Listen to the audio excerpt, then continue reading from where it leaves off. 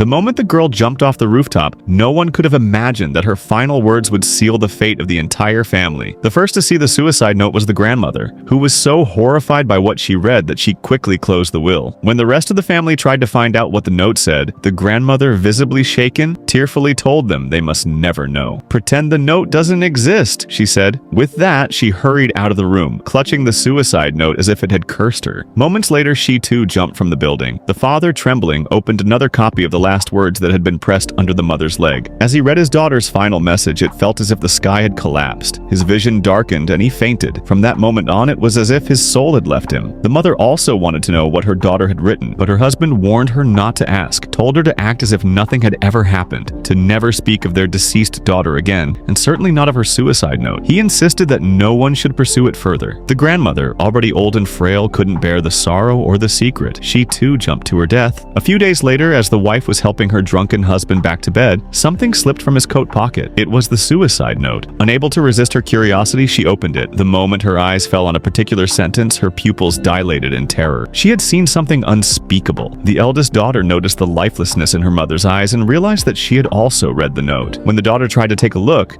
her mother frantically tried to stop her. In a moment of desperation, the mother even attempted to swallow the paper. Tears streaming down her face, she pleaded with her daughter Qin, "You must never know what your sister wrote, not in this life." But it was too late. Rufang had already seen the note. From that moment on, their lives sank into darkness. Determined to uncover the truth, Rufang began to analyze the note. Why had her father said that anyone who read it would live in hell? She was still trying to piece together its meaning when Inspector Zheng came to their door. He asked whether anything unusual had happened in the family before the sister's suicide. Rufang replied that nothing had been out of the ordinary. Their family had been close, parents loving, the grandmother fair and kind. No one could understand why the sister had taken her life, or why the grandmother had followed. Just as Inspector Zheng was about to ask what the note said, his phone rang. News had come. The girl's father had jumped into a river and died. They were needed at the scene. When they saw the father's body beneath the white cloth, the inspector broke down in tears. One by one, the family was falling apart. The sister's suicide note had become a disturbing mystery, drawing the attention of reporters eager to uncover its contents. As Rufang struggled to answer their questions, her mother appeared. She claimed she knew what was written in the note. Perhaps in an attempt to protect her daughter, she told the reporters that she would reveal everything at a press conference 1 year later. From that day on, Rufang noticed a strange transformation in her mother. The woman who had once seemed hollow and broken